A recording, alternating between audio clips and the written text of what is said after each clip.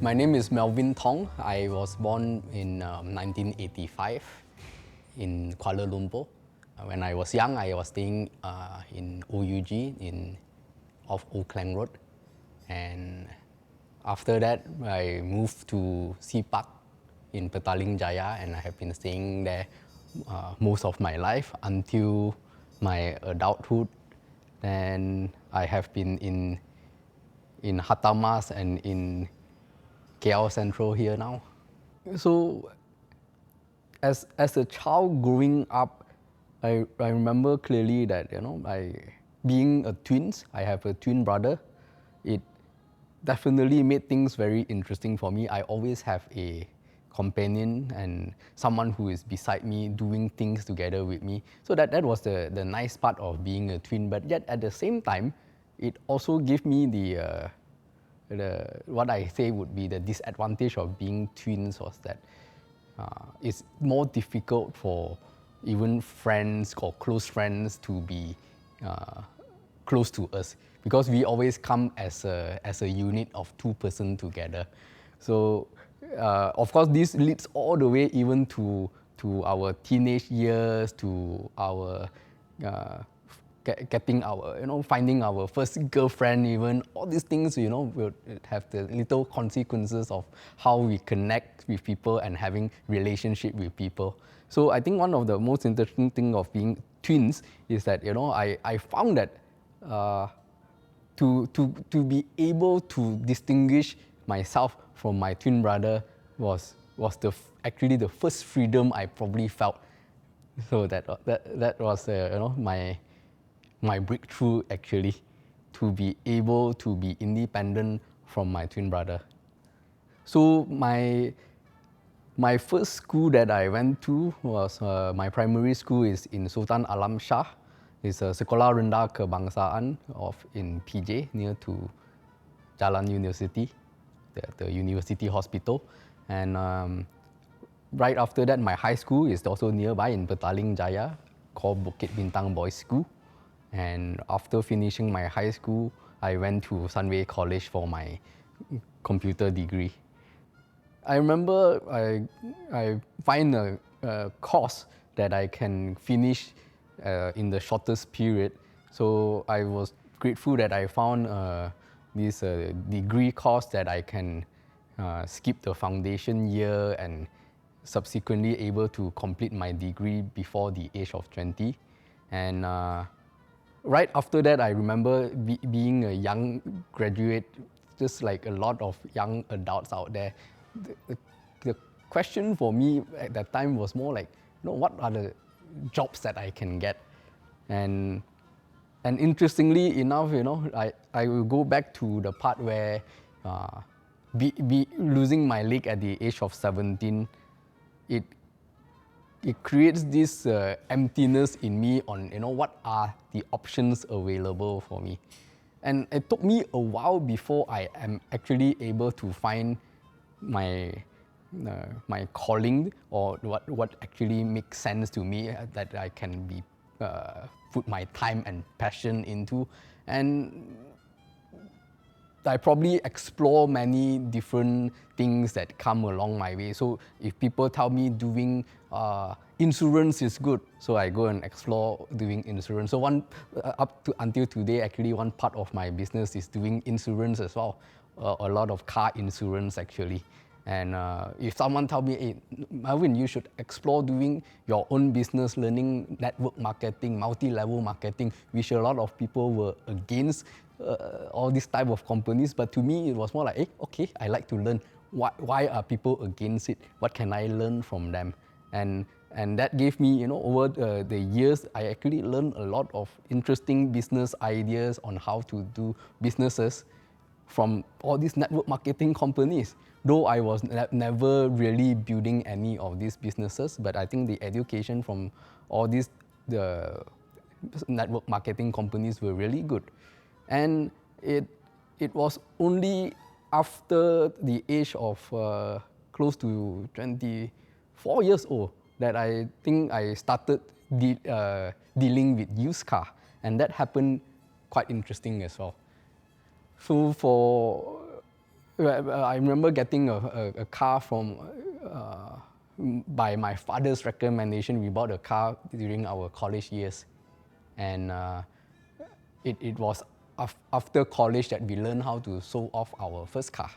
So being a young adult, after using the car for a couple of years, we wanted something new. Although it may not be a new expensive car, I think the first car we had was actually a old Proton Satria, and those were the good memories of when the Satria was one of the most popular car on the road. So selling off the first Proton Satria, I remember trading that Satria, and we bought an old Honda City. So we didn't know that we would get into a car business or used car business, but it happened, because we wanted to change a car. And like any other boys, we wanted to change to a newer car, better car. Anything newer is good, a change is good. And the Honda City stayed with us for a bit, and it was only by the age of 24 that I think I started to buy and sell a few more cars. And that was my journey into the car business actually. So after getting into a used car business, I find that, if I can buy an old car and actually able to make sense of how to use an old car and make money off from an old car, then I actually saw the possibilities of continuously trading it for something better. So it wasn't so much of a business initially. It was more like, okay, if a Satria, I top up maybe a little bit of money, I can change to a Honda City. What trades can I do? Maybe from a Honda City, I trade into a better Honda, maybe a Civic or an Accord. And that was what we started doing, just from one car at a time. And I was doing this together with my twin brother at that time. And I think business is more like, you learn one skill, and then you give yourself over time you can slowly grow from one car, and then you start trading two cars. And it was a very slow journey initially. So I remember how I transitioned from doing a used car business to a car rental business was because there was a friend who asked us to use one of my car for his wedding. And interestingly, we were invited to the wedding as well. And crazily, by the end of the wedding, all I got was a thank you from him. And I thought that, hey, that was a very bad business decision, but as a favor to a friend, that's fine. But I shouldn't be doing things that is, not non-beneficial, especially with the company cars. So I remember the next time someone asked me for a wedding car, we say, hey, we are not doing this for free, but we are actually open to the idea if you want to rent our car. And to my surprise, a Bentley Flying Spur at that time the going rate was easily 2,000 to 3,000 ringgit per day. And that actually opened my mind, changed our whole perspective on used car business. Hey, why didn't I thought of this earlier? What have I been doing, buying all these cars, barely making a couple of thousand, when probably a one-day rental could make the profit that we wanted altogether. And almost immediately we slowed down on our used car business and started focusing on how to rent our cars out. So the used car business transitioned to my car rental business, and the car rental business has actually been ongoing for the last 10 years. So so it has been a long journey for us. We started from very few cars to now we have a fleet of close to 100 cars.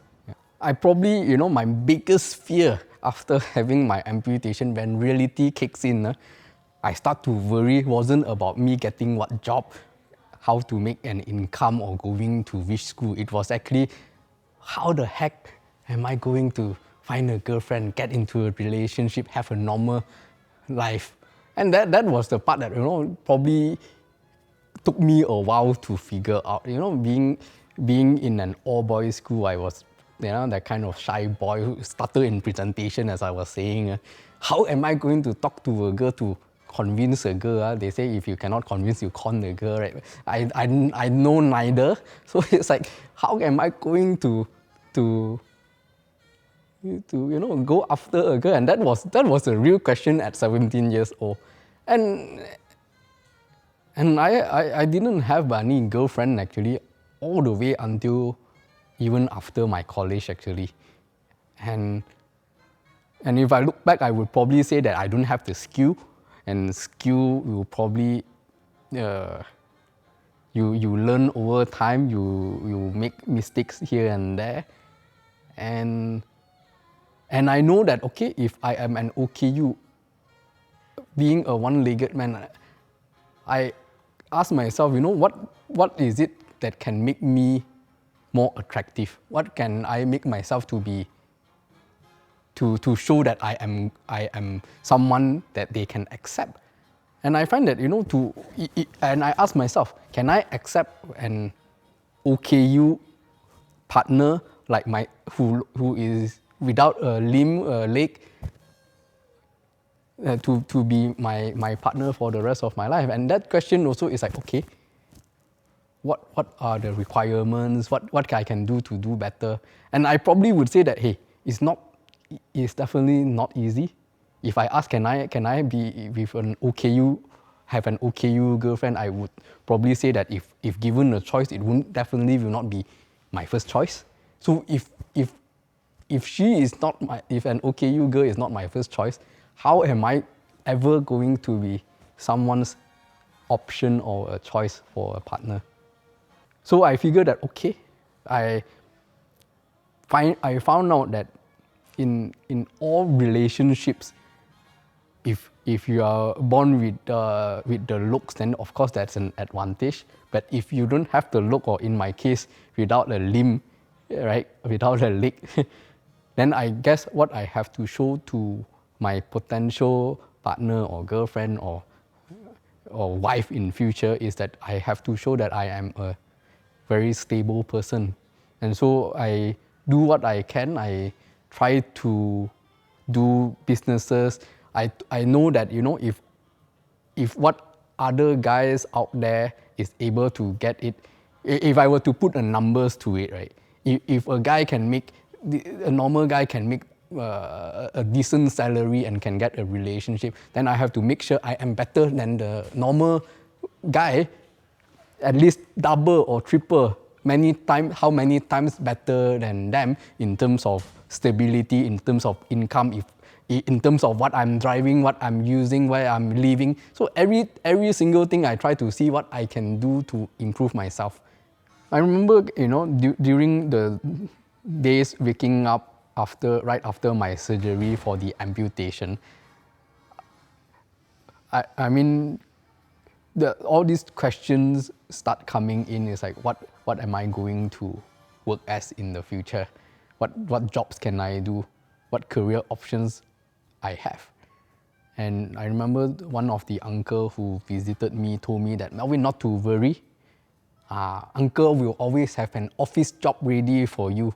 And I guess being a 17-year-old, the idea of being in an office job is like how they perceive working in a cubicle was something so scary to me. I was like, no, that is definitely not what I wanted.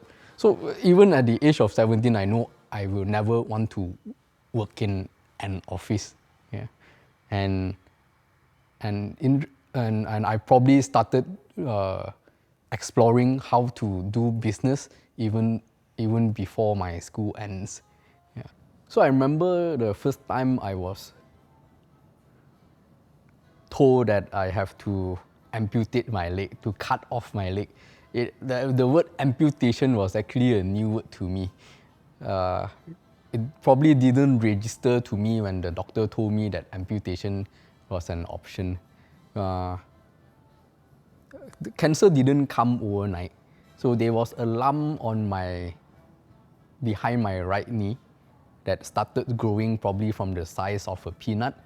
And in the shortest time within the year, it grew to the size of a tennis ball right behind my knee. So it was a lump that was very painful, and by the time I see the doctor for the very first time, I was referred to the oncologist, and then was suggested to operate, to take it out. And when they find out that it wasn't feasible, then amputation was the best route to go to. And all this happened very quickly.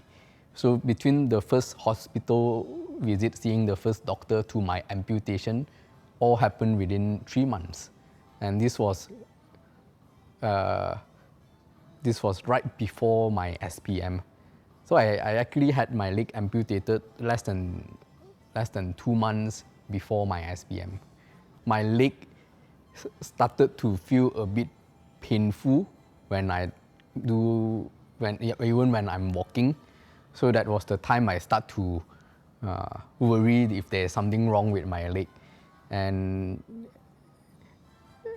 I remember telling this to my parents and my family members, and it's so typical that, family members, like my dad would be like, it's because you didn't exercise, so that's why you should exercise more. And it was dismissed like that. And this happened, probably beginning of the year, and it was all the way until end of the year when I'm saying that, hey, that something is not right.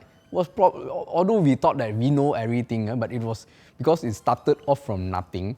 And by the time we see that there was a lump there, we didn't realize that this could be something life-threatening, or it could be the crazy word of C for cancer. The cancer was never been in my mind. It was so it has always been an idea that it's probably, we haven't been eating well, sleeping well, exercising enough. And so it was crazy when I was told that, you have to take off your leg. And I remember it took me a bit of time. For that entire day, I was probably stoned, trying to embrace what was to come. I don't know what to feel about it, except the feeling of a bit scared of thinking that I have to go through an operation to cut off a leg. So that was more of the immediate fear of what is to come, what is yet to come. And I probably would say I don't know what to expect right after that.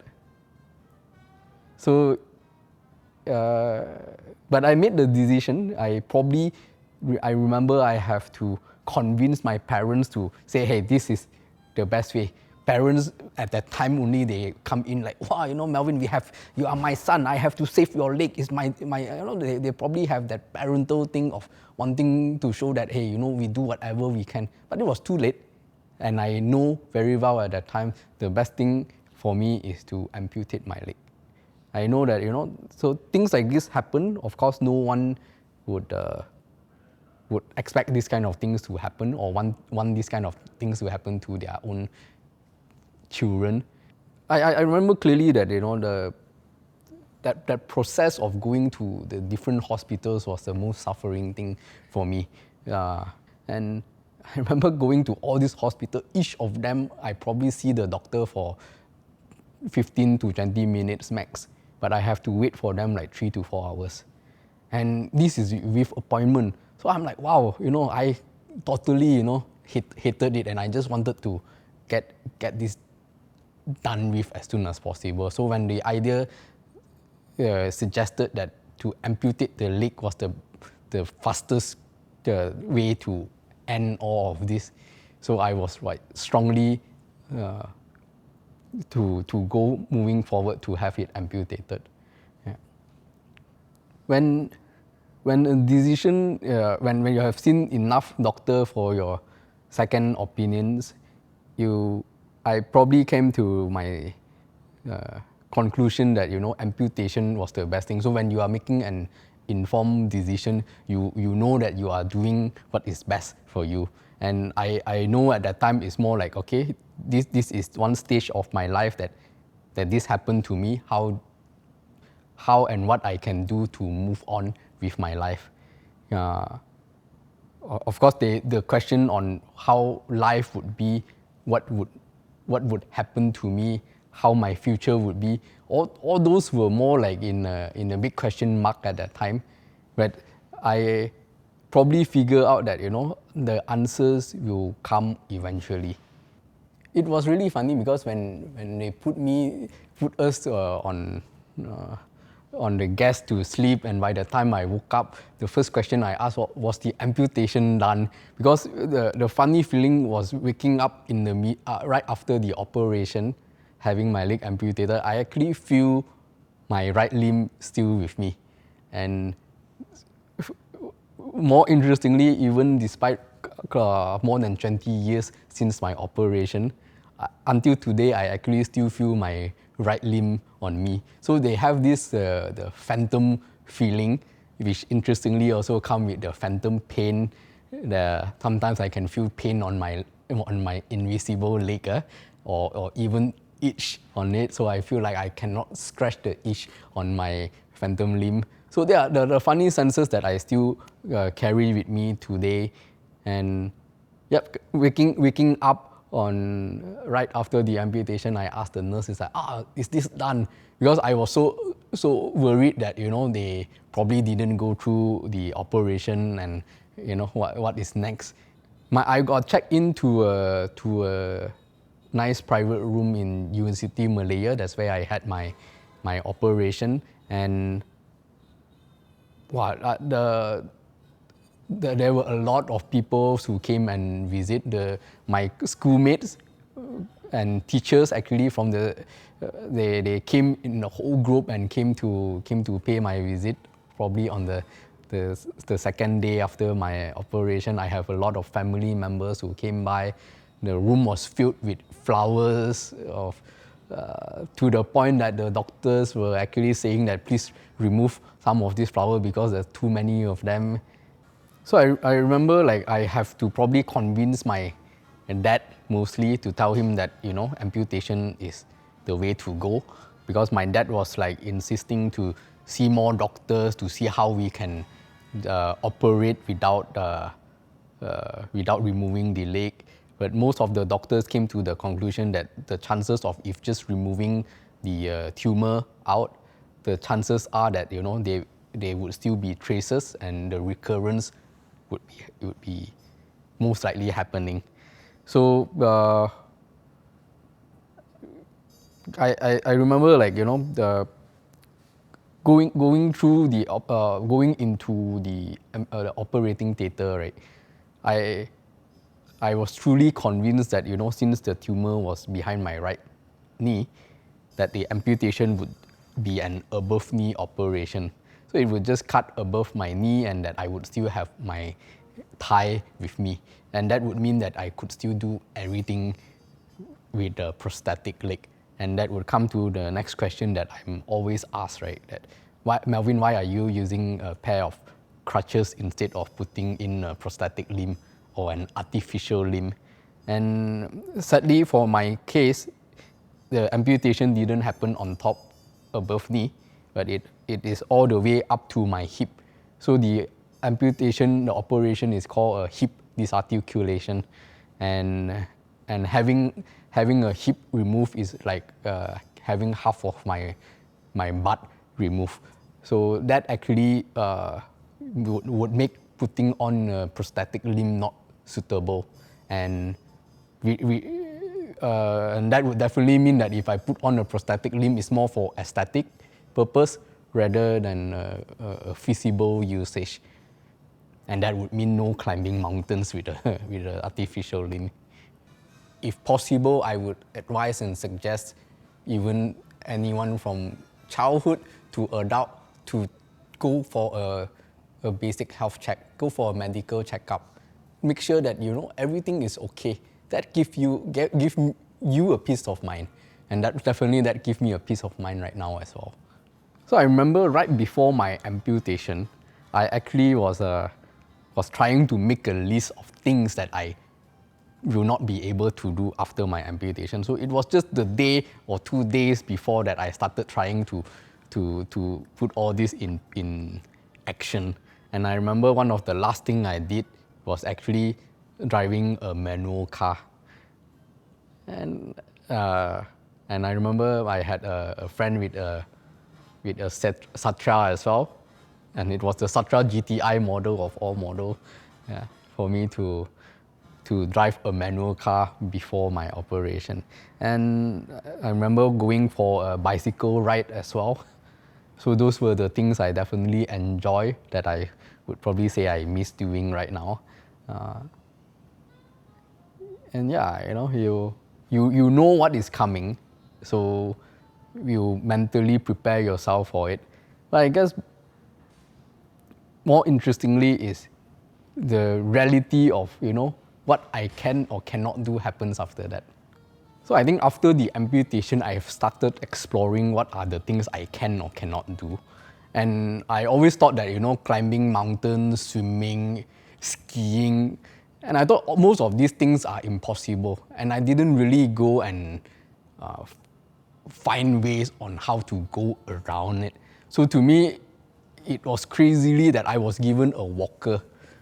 And I was using the walker for a couple of years without knowing that I could use an underarm crutches like this that actually allow me to walk faster.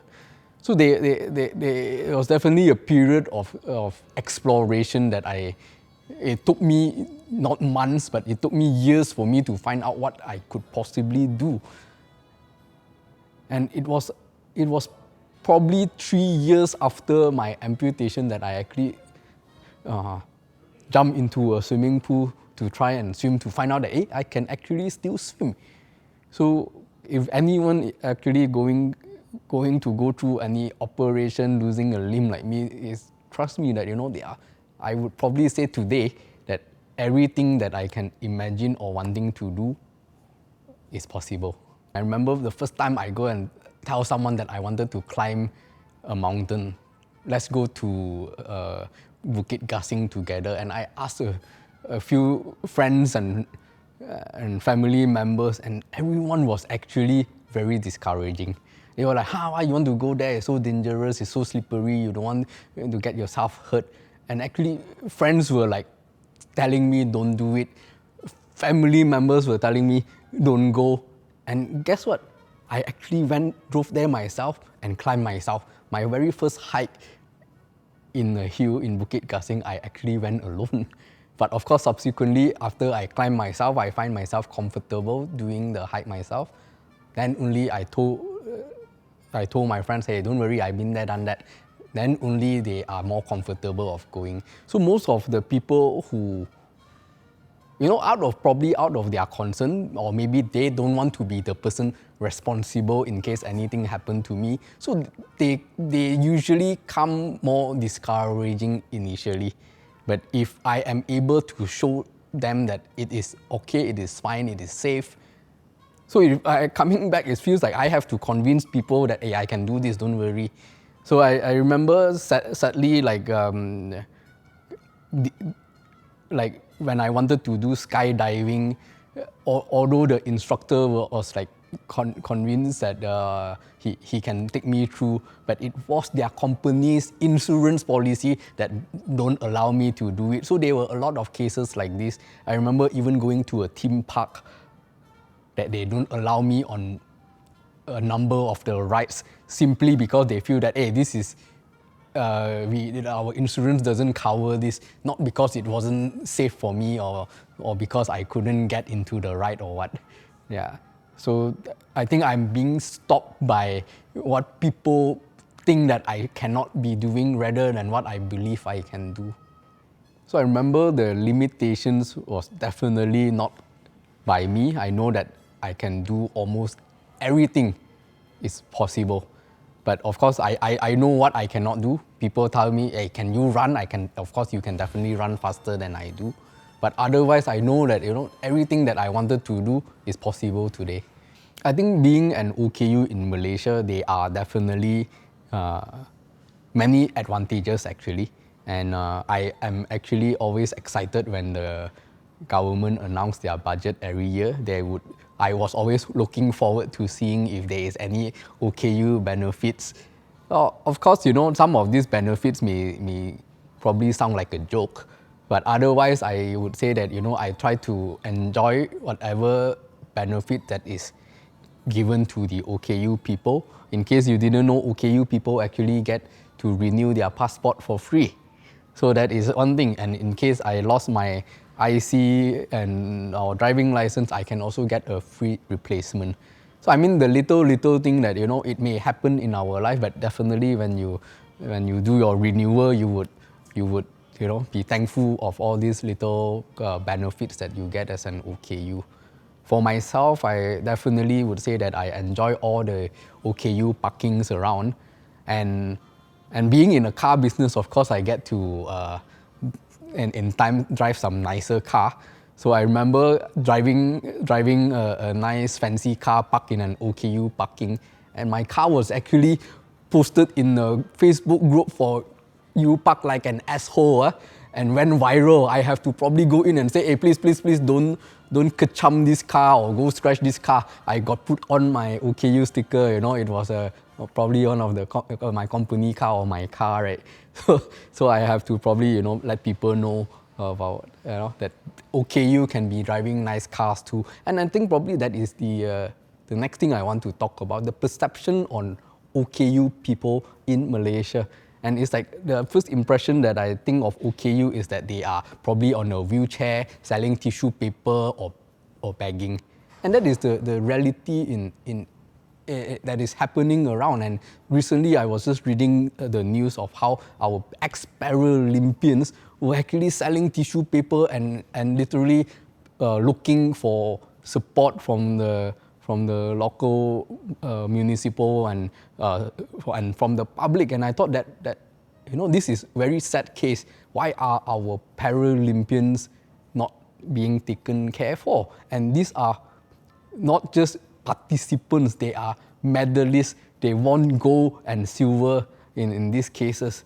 And what is our government doing about this? I am sure our Jabatan Kebajikan Malaysia, JKM, is able to provide better support for our national athletes. And they should be treated the same way how our famous athletes are being treated, whether they get a Datuk ship sponsorship, all these ships that I don't know what they will get. But I mean, even a small contribution or some sort of a pension to let them have at least a simple, comfortable life. I'm just talking of something more than 1,000 ringgit maybe. And that would be enough for them to have a simple, sustainable life for a start. I'm not saying that 1,000 is more, a lot or enough, but the government should definitely treat the disabled community with a bit more respect, knowing that, hey, if you need more than 400 ringgit to survive in a month, why would you think what made you think that an OKU can survive with nothing, right? I like to challenge the perception of people have on what a disabled person can or cannot do. I mean, although the Olympics have the whole section for Paralympians, but actually many people know about it, but never actually even watch it. So I think one of the easiest way to challenge this perception is, in my case, is for myself to do something especially what people told me I cannot do. So I remember the reason why I climbed Mount Kinabalu. It wasn't because I decided the next morning I wanted to raise money for charity. It didn't happen like that. It was because someone told me that you shouldn't do it. It's not safe for you. Don't climb this mountain. And that actually gave me hey, now I want to do this. Now I want to climb this mountain. And good things happen along the way, because I wanted to climb this mountain, and happened so that it was organized by an NGO who is trying to raise awareness for abused children. And I thought that, hey, you know what? Although I am not an abused child, but I thought that, hey, this is a good cause that I want to support.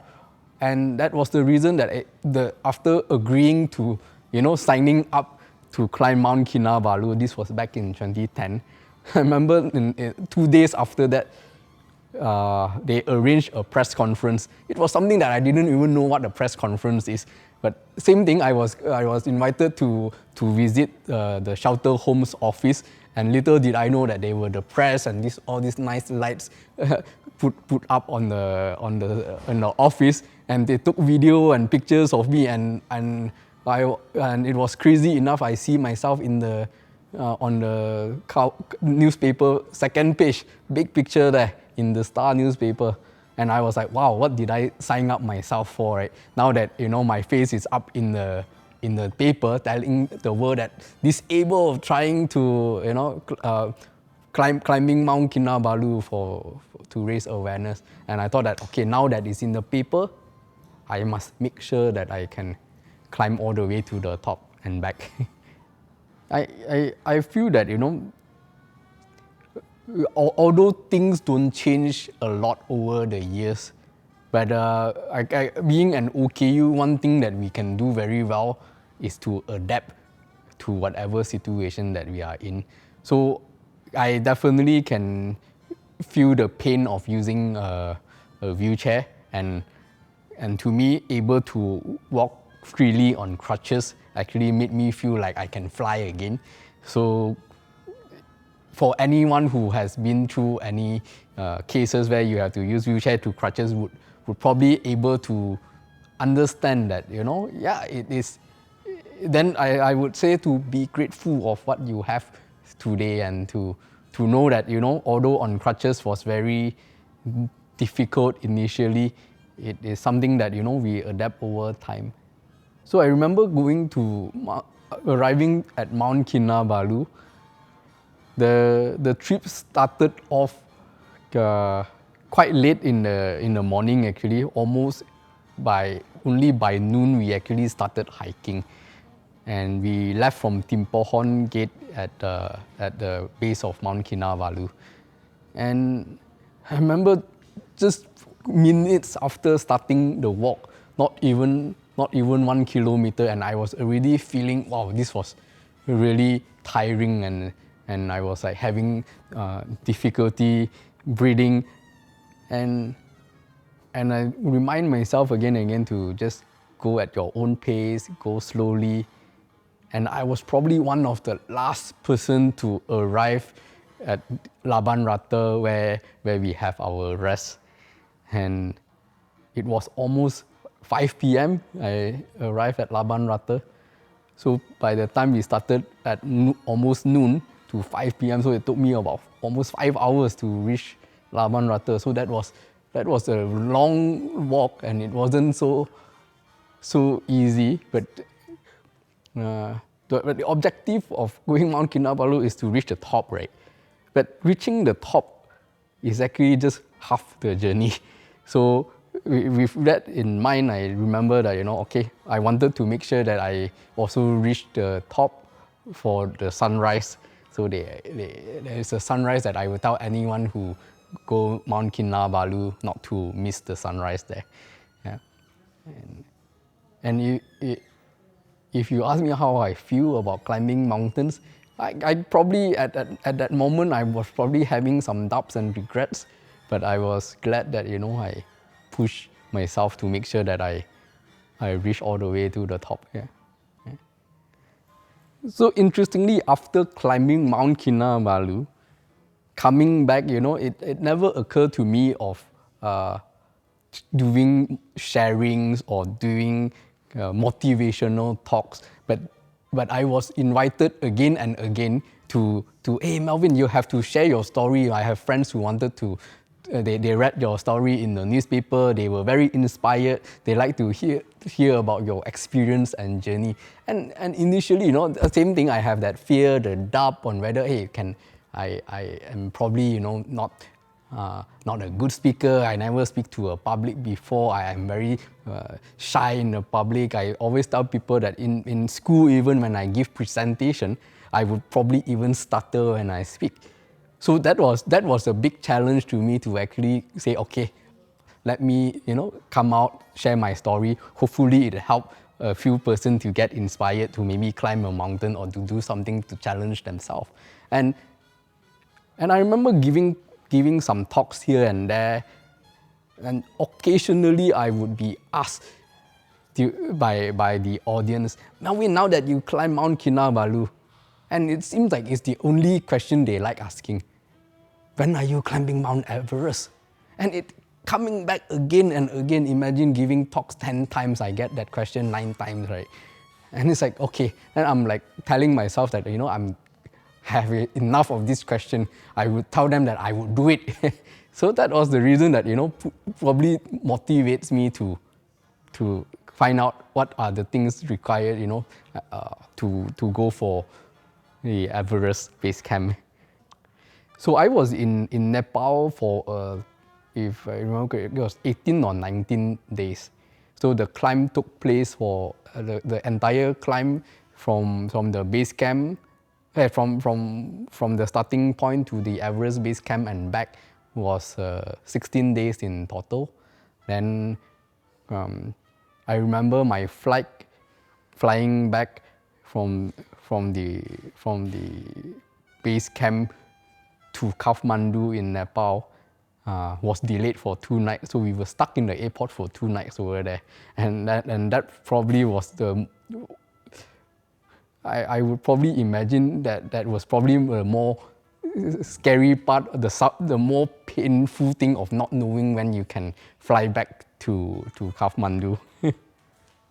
I think whenever you do you want to attempt to do something crazy, don't do it alone.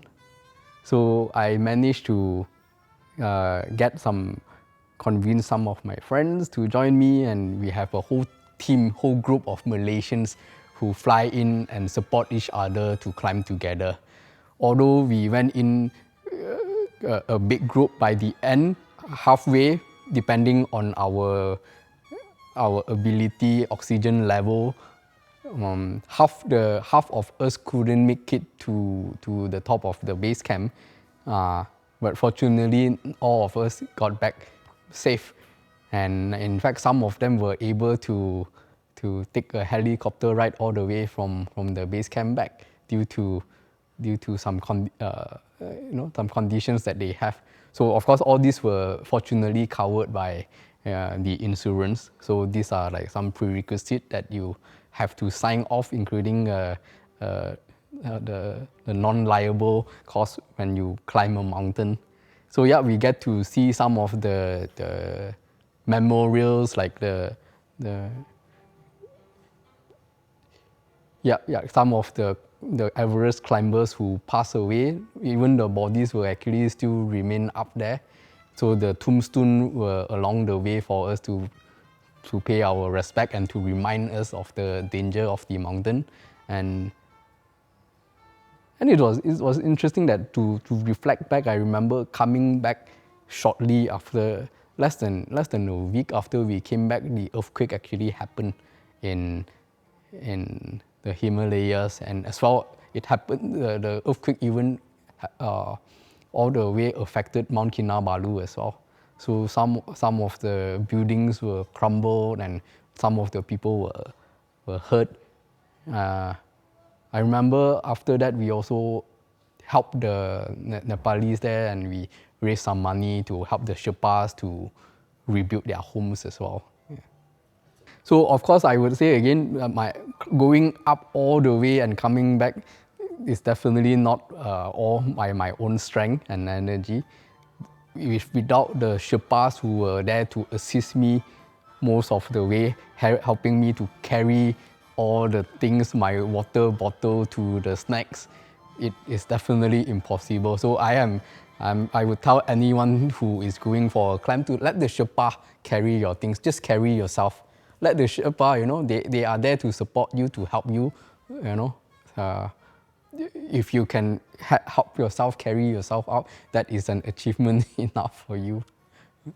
I was probably too tired to feel too many emotional feelings, but I can see my teammates, some of them were probably sobbing even, it's like crying, and it was a touching, very emotional feeling in a way, that wow, it's so much hard work, so much effort to reach there. And if I'm a one-legged guy and I know that I can push myself all the way to the base camp of the highest mountain, then what else is there in life that I cannot do? Whenever we think of an OKU, there is never ever a good impression that comes to mind. So it was always negative thoughts, like people needing help, needing support, needing a charity, or if you think of OKU, you are probably thinking of blind men or people on wheelchair going from one hawker restaurant to another restaurant asking for money or trying to sell you some pen or pencils and tissue paper, and that was exactly that impression that I'm trying to sway people away, to tell them that, hey, an OKU can be successful regardless of what disability you have. And although I'm not saying that doing all that to make an honest income is bad, but I'm saying that each of them is actually capable for anything and everything. So it's not to limit yourself thinking that if you are disabled, then your options is limited to, say, an office job. And what I wanted to show is that I can still be in the car business, dealing with different cars, from very small car to a very big car.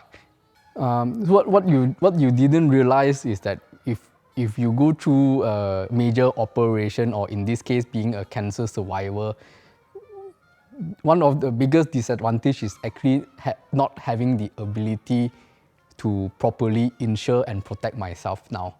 So I am sad to say that despite many trials, times of trying to buy an insurance over the years, I am not able to buy any medical coverage for myself, not for any critical illnesses.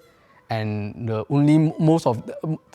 of the insurance that I can buy is very basic life insurance only. Interestingly, because being a one-legged man, I don't keep too many long pants, because usually I have to do an alteration for it.